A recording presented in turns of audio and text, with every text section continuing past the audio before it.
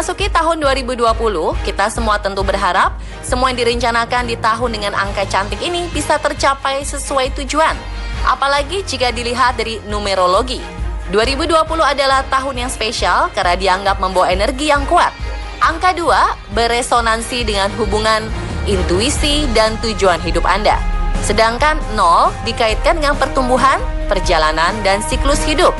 Tak heran jika banyak orang yang membuat berbagai rencana liburan atau memulai usaha baru di tahun 2020, tahun yang dianggap penuh harapan.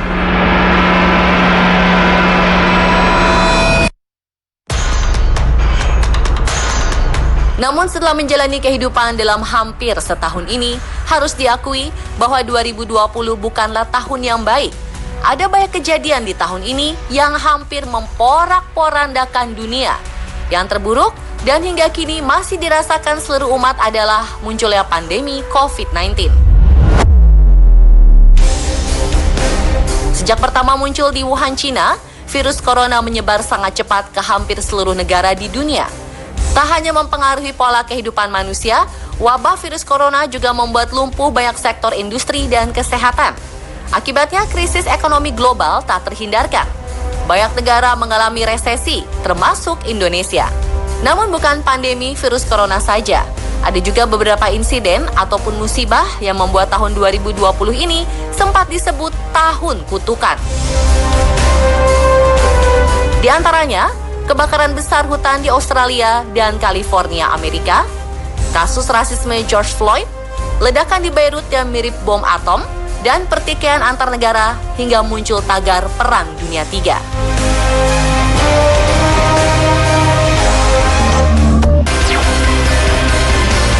Dengan banyaknya musibah yang terjadi di sepanjang tahun 2020, banyak orang yang ingin segera berganti tahun ke 2021. Semua berharap tahun 2021 nanti keadaan akan semakin baik dan pandemi pun akan berakhir. Tapi, benarkah tahun depan kondisi masyarakat dunia akan membaik? Ternyata tak semudah yang dibayangkan. Hampir setahun setelah COVID-19 melanda, memang sudah ada beberapa negara yang memproduksi vaksin. Banyak yang sudah gembira dan meyakini jika pandemi akan segera berakhir dengan adanya vaksin. Namun faktanya, vaksin yang kini sudah ada beberapa jenisnya ini belum bisa langsung dipakai, apalagi dapat memupus pandemi dari muka bumi. Ini dikarenakan adanya masa uji coba dan masa produksi yang terhitung tidak singkat, serta pemberian vaksin kepada seluruh lapisan masyarakat dunia yang jumlahnya miliaran orang.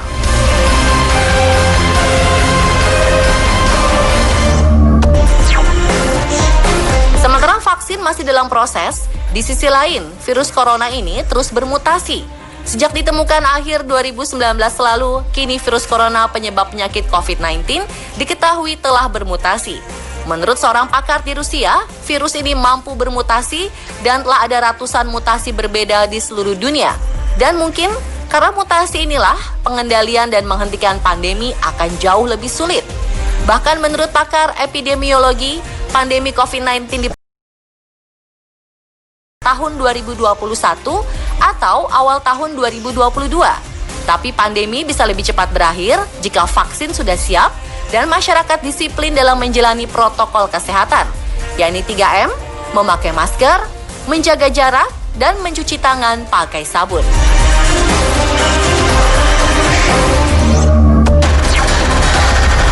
Pandemi virus corona memang menyebabkan perubahan besar dalam kehidupan manusia. Dengan pola hidup new normal ini, banyak perubahan yang terjadi dalam interaksi di masyarakat. Perubahan gaya hidup pun tak akan terelakkan meski pandemi COVID-19 nantinya berakhir. Kira-kira apa saja akan berubah pasca pandemi ini?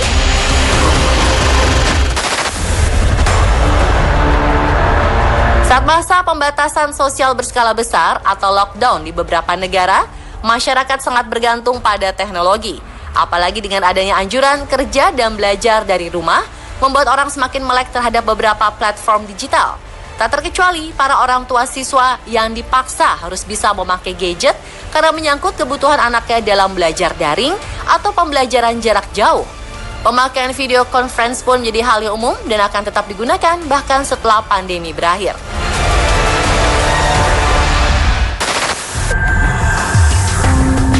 Saat pandemi, berbagai langkah darurat terpaksa dilakukan sejumlah perusahaan agar karyawannya tetap bisa bekerja dari rumah. Gedung perkantoran pun banyak yang sepi karena tidak adanya pekerja yang beraktivitas. Dan pasca pandemi berakhir, mungkin akan ada banyak perusahaan yang akan membentuk suatu sistem kerja yang tetap bisa dilakukan dari rumah. Hal ini akan membuat suatu perusahaan tidak memerlukan lagi tempat atau bangunan sebagai kantornya. Kondisi ini disebut-sebut bisa menjadi alternatif sebuah perusahaan agar bisa lebih berhemat dari sisi biaya operasional.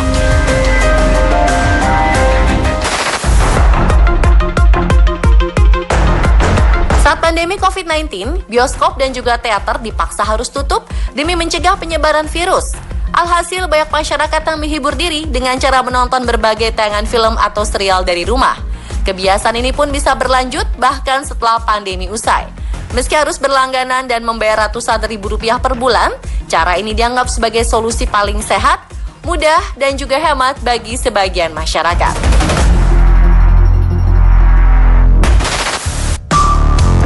Sejak terjadinya wabah virus corona, industri berbasis event mengalami kelumpuhan di hampir seluruh dunia. Di Indonesia, puluhan ribu event harus dibatalkan sejak Maret 2020.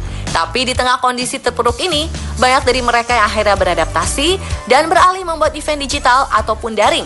Mulai dari konser musik, workshop atau pelatihan, webinar, dan masih banyak lagi. Event-event tersebut menjadi hal yang biasa dan telah mengisi kehidupan masyarakat sepanjang pandemi ini. Bukan tidak mungkin acara secara digital ini juga bisa berlanjut walau pandemi berakhir. Pasalnya event digital ini bisa mencapai masyarakat lebih luas dan tidak membutuhkan biaya besar seperti event offline pada umumnya.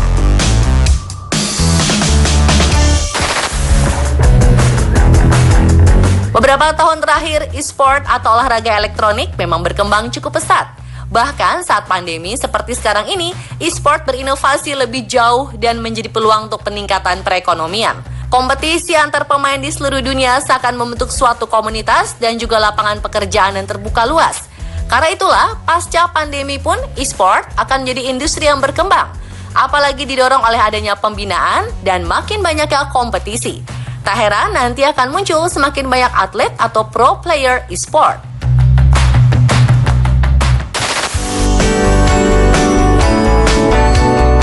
Pandemi COVID-19 memang mempengaruhi perilaku belanja orang-orang yang sebelumnya secara offline di gerai fisik, kini beralih ke belanja online. Peningkatan konsumen berbelanja secara online meningkat lebih dari 50%.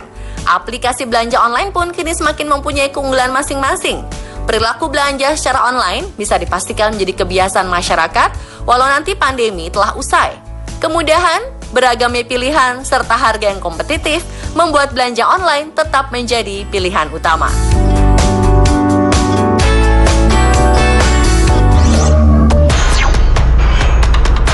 Wabah virus corona memang berdampak buruk ke hampir semua industri dan juga kehidupan manusia. Namun di balik musibah yang telah berlangsung hampir setahun ini, ada hikmah tersembunyi. Yang pertama, berkurangnya emisi karbon sehingga lingkungan menjadi lebih bersih, atau istilah kerennya, bumi akhirnya bisa beristirahat. Lalu, kita pun terlatih untuk beradaptasi dan lebih kreatif menghadapi perubahan. Tak hanya itu, dengan kondisi ekonomi seperti sekarang, masyarakat juga seperti diingatkan kembali akan pentingnya menabung dan juga berhemat. Nah, semoga tahun 2021 nanti bisa lebih baik dan roda perekonomian dunia khususnya Indonesia bangkit lagi.